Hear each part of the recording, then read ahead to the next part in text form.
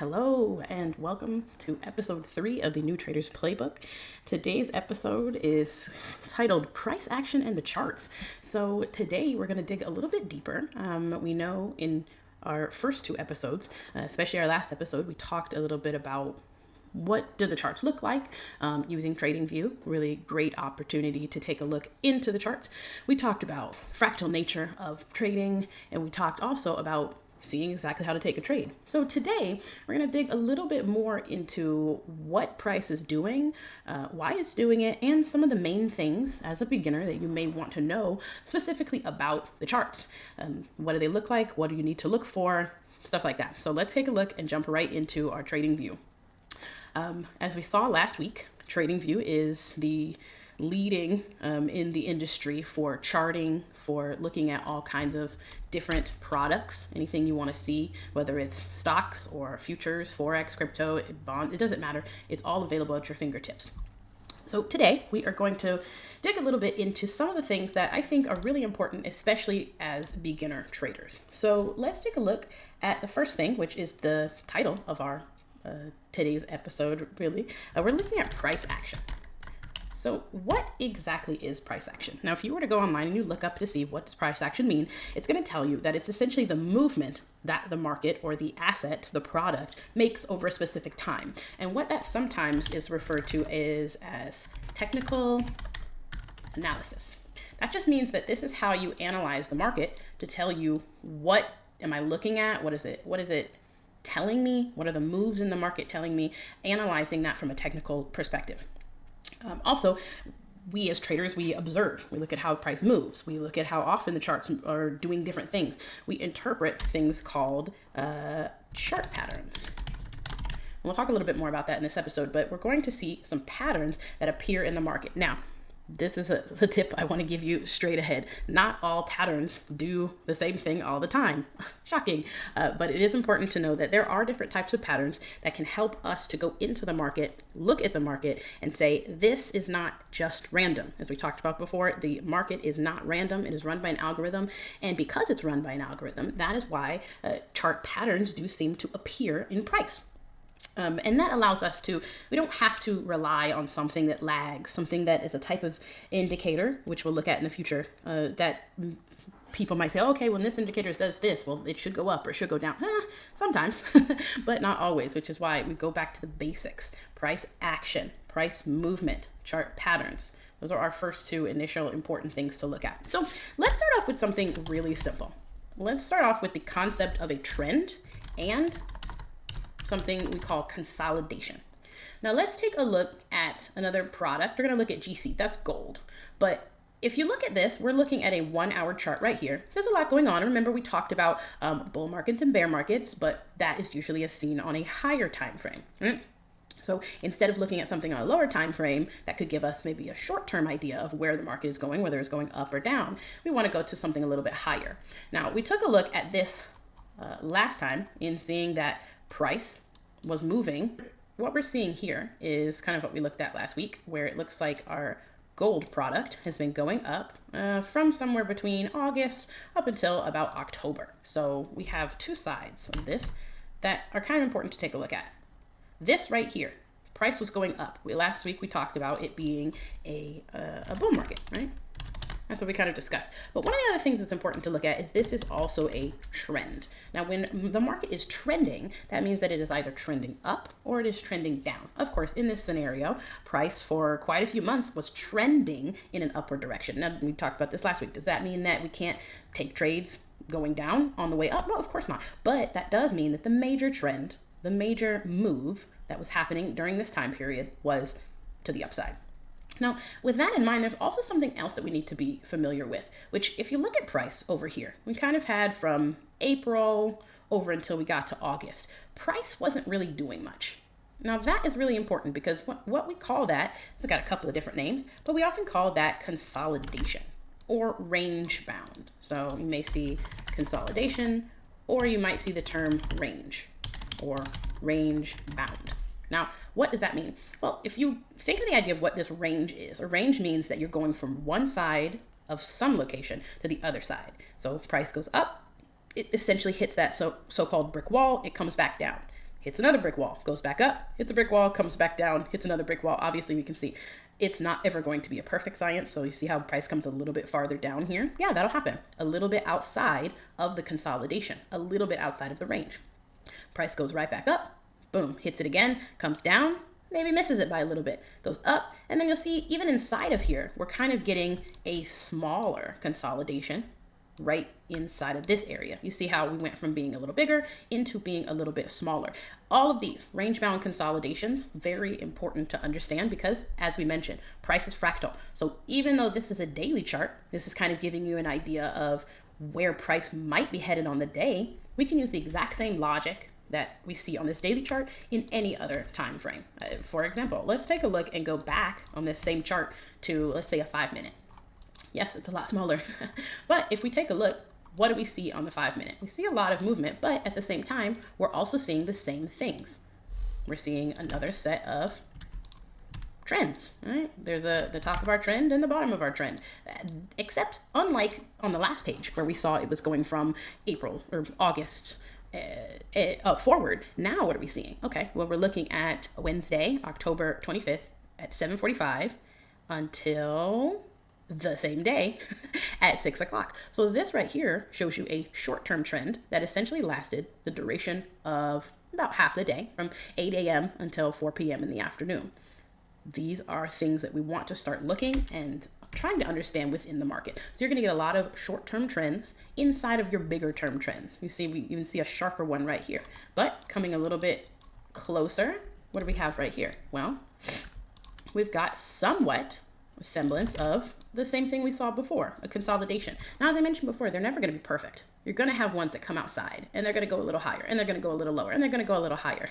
But essentially, if you can start to notice, start to see the fact that there are patterns, there are things to look for within price. This is a great place to start. As I mentioned before, if you get a TradingView account, there'll be a link in the YouTube page. You can get free access to stuff like that and you can start charting out and looking at charts and seeing, what do I see? What don't I see? What's familiar? What's not familiar? What patterns are starting to pop up within price? And as I mentioned before, the entire market is the same. So it does not matter whether you are looking at stocks, whether you are looking at futures, whether you are looking at Forex, or you're looking at crypto, everything is going to move exactly the same way.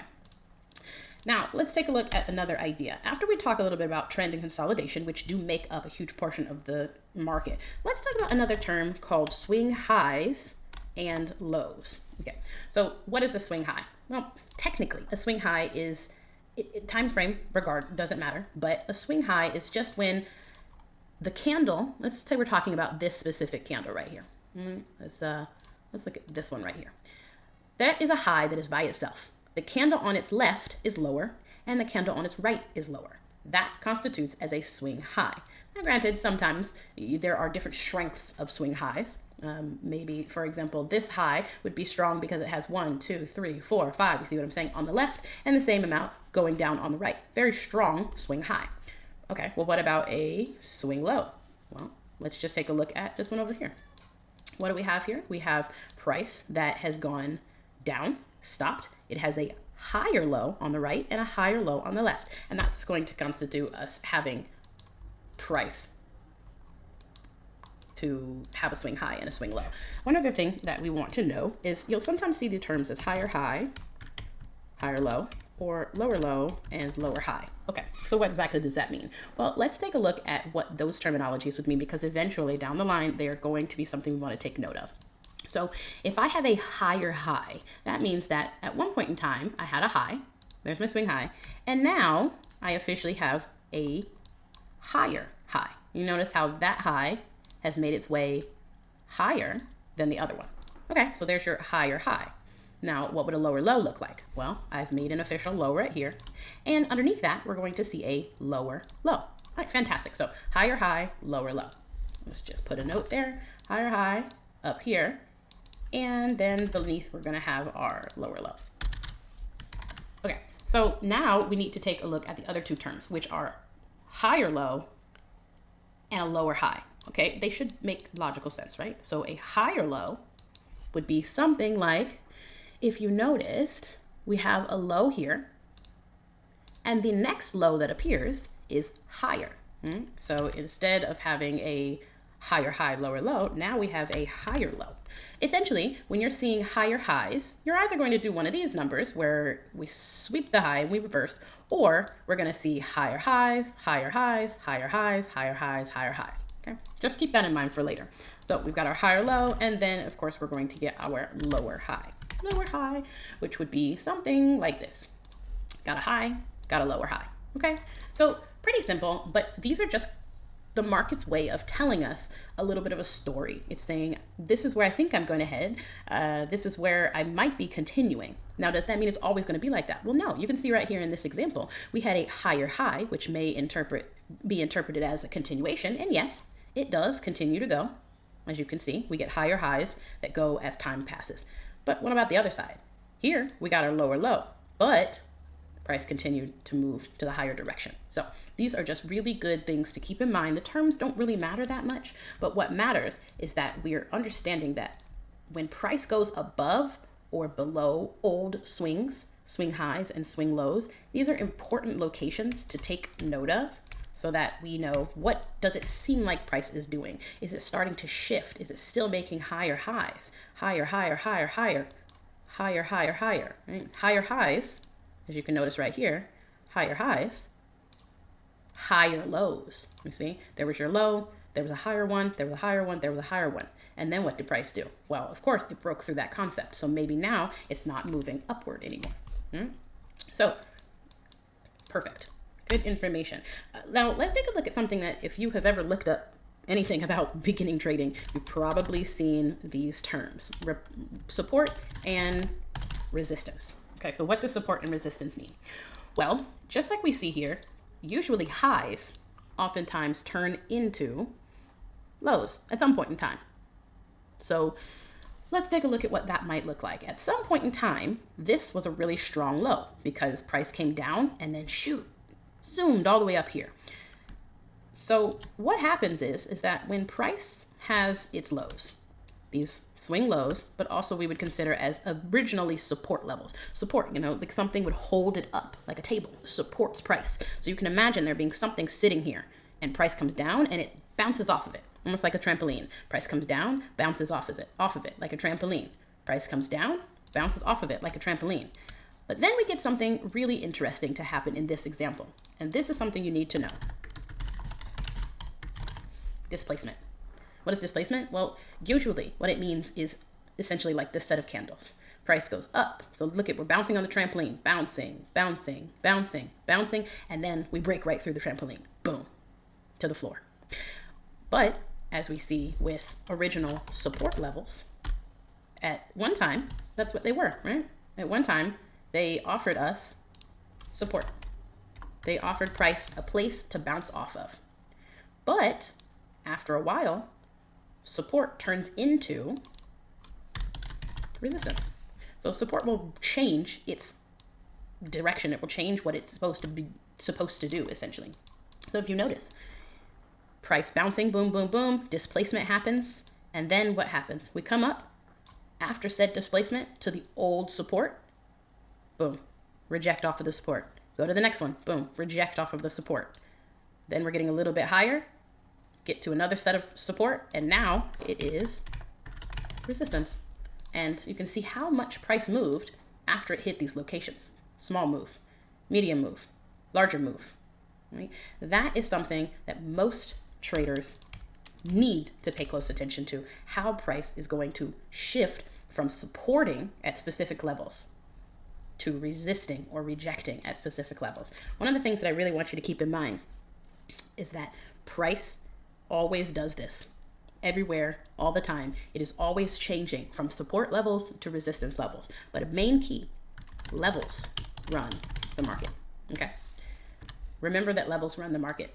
These are types of levels. There are a lot of other levels we'll talk about in the future, but these are some of the first and easiest ones that we can begin our process in learning how to trade with. Support and resistance, or as you can sometimes call them, the floor or the ceiling, okay? This used to be the floor. Bounce, bounce, bounce. Now, it's the ceiling. Bounce, bounce, bounce. Okay, very cool. All right, so let's take another look, start extending a little bit more onto our list. at something else that is pretty interesting. It's called relative equal highs or lows. Also sometimes termed as double top or bottom. Okay, so a double top, a double bottom, relative equal high or low, just essentially means that what we just talked about, support and resistance, is being found in the same location multiple times. Think about multiple ceilings or multiple floors at the same location. So let's take a look here at what happened to price as it came up. So price came to this spot right here. We'll just put our mark right there. And you notice how it came up, hit this area, bounced down, came up, hit this area again, and then did it fall. So this is what we would call a double top, because price topped out 2 times before making a definitive shift to the other direction.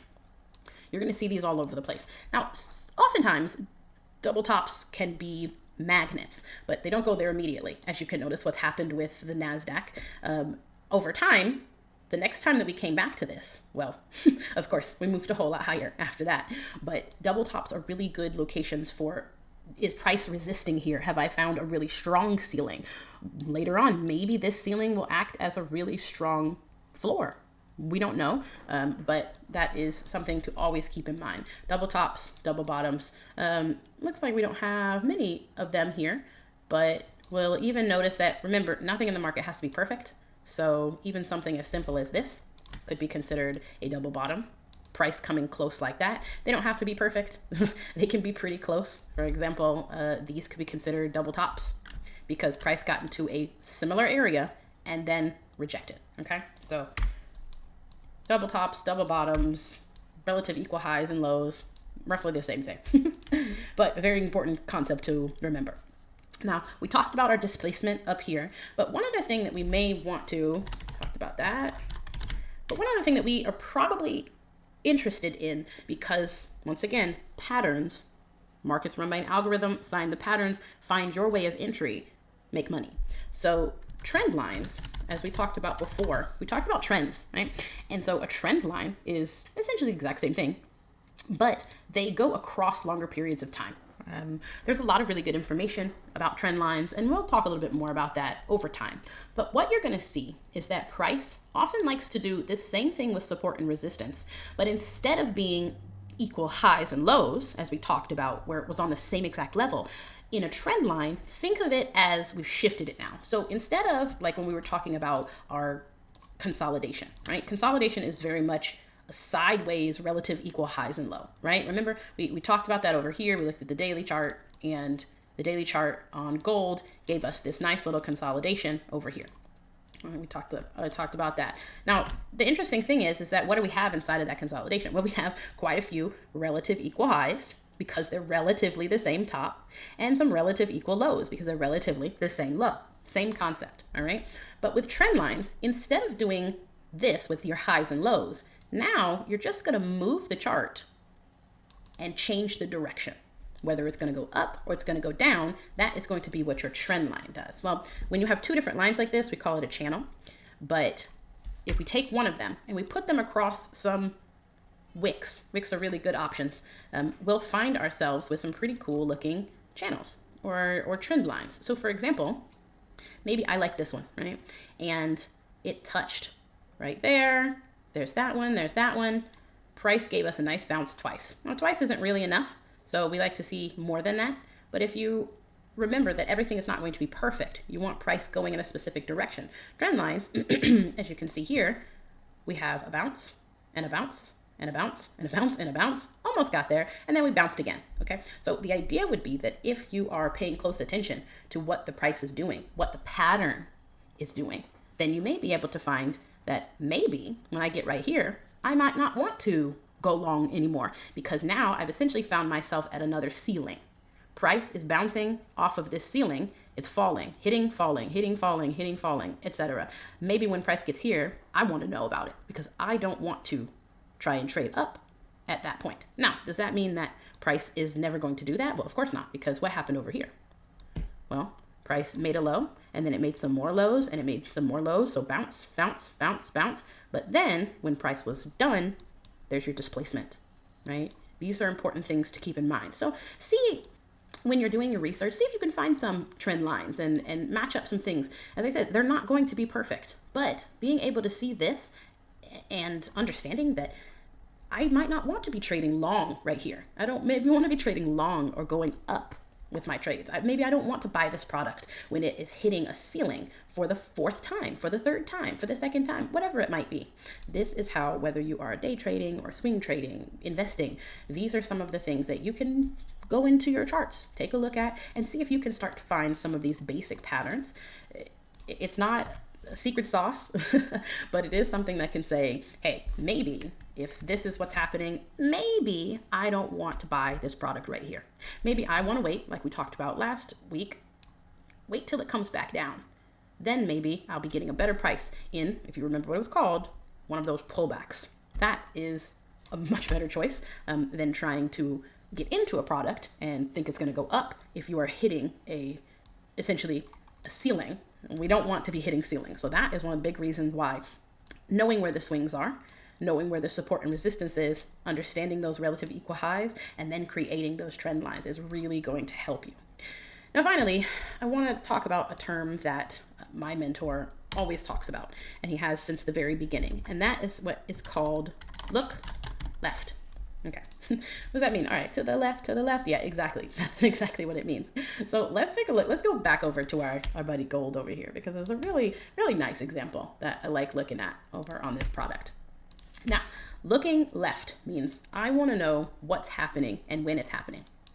So we talked about these support lines. We talked about what they look like. So what might this look like if you go on your charts and you just want to start drawing lines? Okay, well, we might see what we just talked about. There's some relative equal highs. Okay, cool. We might see some lows getting displaced through. Okay, fantastic.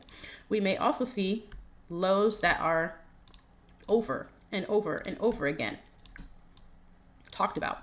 We may see old highs, right? You might notice some kind of old high doing a really good job of holding price up, right? What does this mean? Everything is telling us the exact same thing. Look this way. Look left, because left is going to give you all the information you need. Left is going to be, oh, I'm looking at what happened earlier today. I'm looking at what happened yesterday. I'm looking at what happened last week, last month, last year sometimes. These are going to be the items that help you to see what happened in the past and how what happened in the past can help you to know what might happen in the future. All of the things we've talked about today, we're looking at right here. We're looking at old highs, relative equal highs. We're looking at swing lows. We're looking at support turning into resistance. We're looking at things being broken through, displacement, right? Shifting down. What does that mean? It means that everything tells us look to the left, because this is how we're able to say what happened yesterday, last week, last month might just help me to learn how to trade and what to do today or tomorrow or next week or next year. All of the market is run on the exact same thing. The algorithms are telling us we just have to be able to get the patterns down, chart them out, look deeper into price action, and number one most important thing, do not take trades unless you have looked left. Once you know what has happened on the left side of the screen, then you can do a much better job identifying what might happen on the right side of the screen. All right. Well, thank you so much for listening today of the New Traders Playbook. Hopefully you have taken a little bit of information about price action, about the charts, how important this stuff is. And if you like the episode, if you like what you see, please feel free to like, subscribe, share with your friends, especially anybody who wants to start learning how to trade. And I'll see you in the next episode.